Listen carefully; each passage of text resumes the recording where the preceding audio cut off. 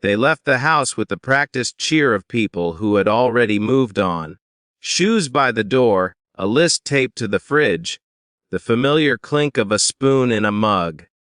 My sister kissed my cheek and pressed her phone into my palm as if the number had weight. Her husband checked the locks twice, smiled, and said they'd have spotty service. He said it like a joke. The kettle clicked off. A mug of tea sat on the counter, steam thinning. My niece stood in the hallway, small hands folded, watching the suitcases roll. She nodded when told to behave, signed okay with quick confidence. Her silence had always been described as congenital, unfixable, a fact that wrapped itself around her childhood like a rule you didn't break. I had learned the signs. I had learned to read the tilt of her head, the precise way she smiled to avoid being asked questions she couldn't answer. The door shut, the house settled, the refrigerator hummed, the kettle cooled. "Auntie," she said. The word was clean, unaccented, not loud, not theatrical, just placed into the room like a cup set down on a table. I turned, already composing a correction, already ready to tell myself I had imagined it. She was looking at the mug. "Don't drink the tea Mom made," she said. She plotted. My first response wasn't fear. It was accounting. I ran through appointments, specialists, the thick folder my sister kept. I ran through miracles I didn't believe in and hoaxes I didn't think an 8-year-old could manage. I ran through my own unreliability. Sleep-deprived, anxious, overeager to be important. I slid the mug away from me. Not dramatically, just enough to put it out of reach. "You shouldn't joke like that," I said, keeping my voice level.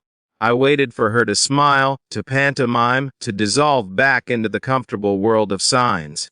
She didn't. "Please," she said, and there was a carefulness to it that made my scalp prickle. She said, "You drink it because you're polite." The room felt smaller, like a window had been closed. I took a step back and felt the counter at my hip. I didn't ask why. I didn't ask how. I set the mug in the sink and ran water until the tea turned pale and disappeared. I rinsed the cup 3 times. I dried my hands. "Show me," I said. She shook her head. "Not yet." We moved through the afternoon like people carrying glass, homework, a sandwich cut on the diagonal because that was how she liked it. She signed as usual, fluent and fast, but every few minutes she would look at me and say something small, salt clock, okay, as if testing the floorboards. Each word landed with the same steady weight. No struggle, no pride. I didn't call my sister, not then. The fear had sharpened into something colder. If I panicked, I would lose the one thing that might matter later, being taken seriously. I photographed the mug in the sink. I took a picture of the tea bag wrapper, the brand. I wrote down the time. I put the kettle on a high shelf. I set my phone to record and placed it face down on the table. "Why now?" I asked quietly. She chewed, swallowed. "Because you're here." That hurt more than the warning. It meant she had been waiting. Dinner passed without incident. The house did not erupt. No symptoms bloomed. Relief tried to settle and couldn't find a place to sit. When I finally called my sister, I told her we were fine. I did not mention the tea. I listened to waves and laughter on the other end and felt myself recede to the familiar role, helpful, peripheral, a little silly for worrying. That night, after teeth and lights and the ritual of a story signed into her hands, she spoke again in the dark, softly, as if the walls had ears. She said not to tell because you wouldn't be believed, she said. She practiced. I lay awake, counting breaths, rehearsing questions I would not ask. In the morning, I made breakfast from sealed packages.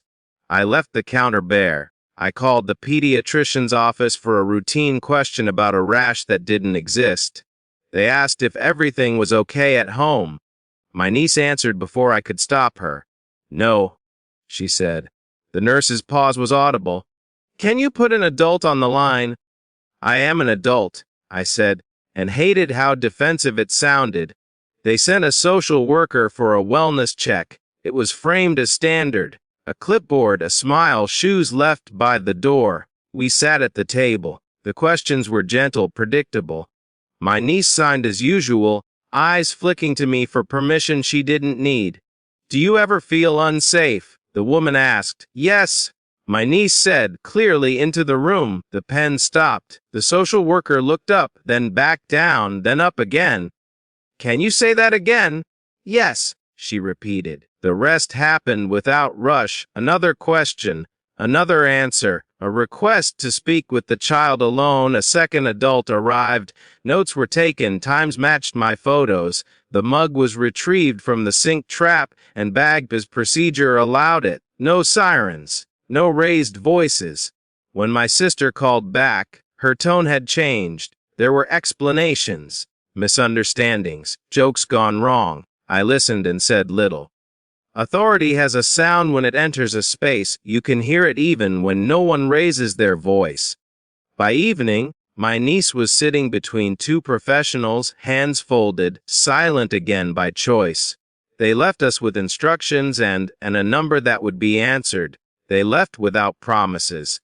Afterward, the house felt enormous. I made tea and did not drink it. My niece climbed into my lap and signed tired. She did not speak again. The victory, if there was one, did not feel like winning. It felt like a hinge turning. Access changed. Schedules shifted. Belief once denied had witnesses now. When my sister returned, nothing exploded. Something narrowed. At night, I still hear the word auntie placed carefully into the room. I carry the burden with less loneliness, that is all.